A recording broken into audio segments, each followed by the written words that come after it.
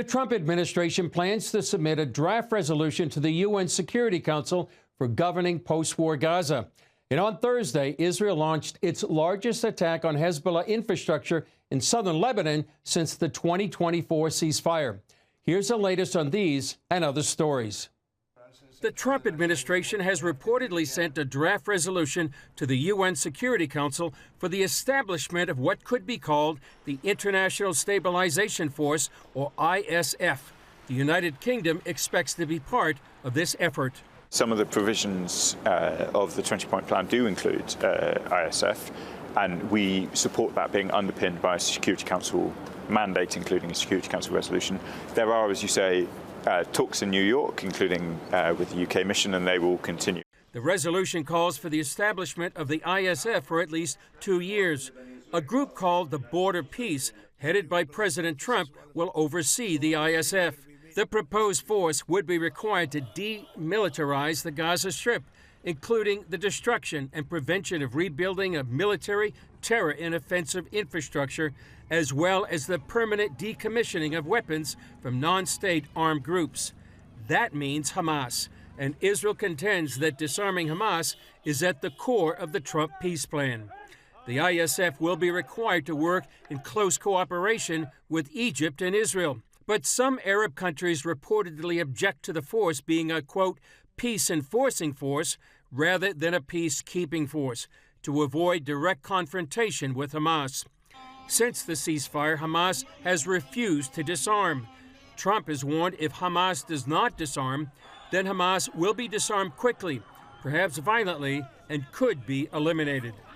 Meanwhile, the remains of Israeli-American Staff Sergeant Itai Chen arrived in Israel Tuesday night. Hamas captured Chen on October 7, 2023, and his death was confirmed in March of 2024.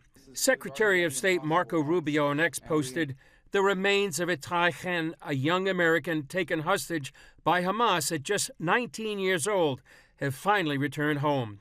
We honor his life, mourn his loss, and stand with his family."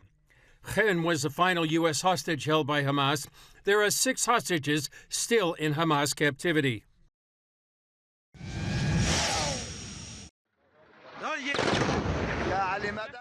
The Israel Defense Forces say they've completed a series of strikes on Hezbollah infrastructure and weapons facilities in southern Lebanon. The IDF says Hezbollah is working to reestablish its terrorist infrastructure and poses a clear and present danger to the state of Israel. Before the strikes, the IDF issued an evacuation warning in order to prevent civilian casualties, since the weapon facilities are in the middle of populated areas. A Knesset briefing reportedly warns that Hezbollah, with help from Iran, is rebuilding its military strength faster than Israeli strikes can stop it. The impacts of Israel's 2023-2024 military campaign are fading, and that Hezbollah continues to smuggle in weapons through Syria and by sea, and is also producing its own arms. The IDF says the attacks are just a preview of what's to come if the Lebanese army doesn't fully disarm Hezbollah. On Thursday, Lebanese President Joseph Aoun condemned the bombings, but said that negotiations are the only way to end the nearly daily Israeli attacks on his country. The U.S. is pressuring the Lebanese government to disarm Hezbollah, but in an open letter, Hezbollah says it will resist any attempts to disarm it and warns Beirut against negotiations with the, quote, Zionist enemy. Meanwhile, the IDF released documents that chronicle the incestuous relationship between Hamas and UNRWA, the United Nations Relief and Works Agency. The IDF uncovered details of Hamas operatives employed by UNRWA and documents revealing Hamas's use of UNRWA, just the latest evidence of how the UN group and Hamas have worked hand in hand. But amid the concerns about terrorism, there was also some hopeful news. President Trump announcing on Truth Social that Kazakhstan would be joining the Abraham Accords. The president posting, "Kazakhstan is the first country of my second term to join the Abraham Accords, the first of many. Blessed are the peacemakers." In recent years, most complaints about anti-Semitism in the U.S. have involved the far left.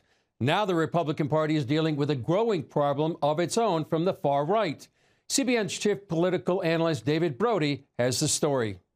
Republican conservatives are facing a looming crisis. The evil of anti-Semitism has infiltrated the ranks. In the last 6 months, I've seen more anti-Semitism on the right than I have in my entire life.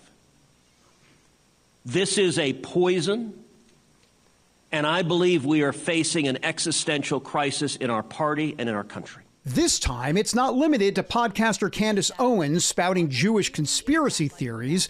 This past week, center stage belonged to this guy, Nick Fuentes, who has suggested perfidious Jews should be executed. If you are against organized Jewry, you're on my team. His social media videos are seen by millions, especially young men who champion the America First mantra.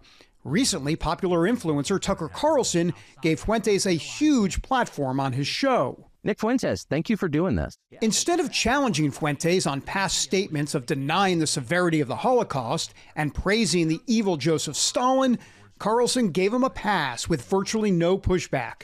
Josh Hammer, who wrote the book Israel and Civilization, says Carlson is playing with fire because we live in an era when public institutions are losing trust, so we don't know exactly who and what to believe. I think the American people have lost the ability in many ways to distinguish right from wrong, fact from fiction. And putting on my historian's cap, David, thinking back over the past few thousand years of Western civilizational history, there are historically been one people who most disproportionately are harmed when a society loses the ability to distinguish right from wrong, fact from fiction. And that, unfortunately, is the Jewish people. Hammer and other conservatives have watched with dismay as Carlson spends an inordinate amount of time focusing on Jews. It is an actual deep, profound obsession, and a very unhealthy obsession at that. His guests range from Holocaust deniers to those accusing Israel of committing genocide in Gaza, and even suggesting Israel's spy agency is somehow involved with Jeffrey Epstein. Carlson also insulted millions of evangelicals during the Fuentes interview by calling Christian Zionist support for Israel a brain virus. I dislike them more than anybody, because what? Because it's Christian heresy, and I'm offended by that as a Christian. Although he since apologized, the damage from the program remains. Liz Harrington is a former spokeswoman for President Trump. When I listen to that Nick Fuentes interview, I hear two people that really don't seem very familiar with the Bible. Israel will always be attacked. It will always be a dividing line because it's central to God's plan for salvation for everyone. And you know who can't stand that? The devil. That chaos played out further in conservative circles when the Heritage Foundation's president, Kevin Roberts, defended Carlson's interview with Fuentes. The venomous coalition attacking him are sowing division. Their attempt to cancel him will fail. Roberts later attempted to apologize, although it still left angry staffers and turmoil inside the conservative think tank. In the end, this creeping anti-Semitism on the far right could be a nightmare for the GOP. And if it's not dealt with quickly, Hammer predicts disaster. That would be the death knell for the Republican Party as a politically salient political vehicle in America. The moment really does call for the leading men of the moment, folks like President Trump, folks like Vice President J.D. Vance, whoever else wants to rise to the challenge, who has the gravitas, the credibility to do so, to do the right thing. Until then, the forecast will be for tough sledding and slippery roads ahead for a Republican president and Congress trying to hold on to power. David Brody, CBN News, Washington.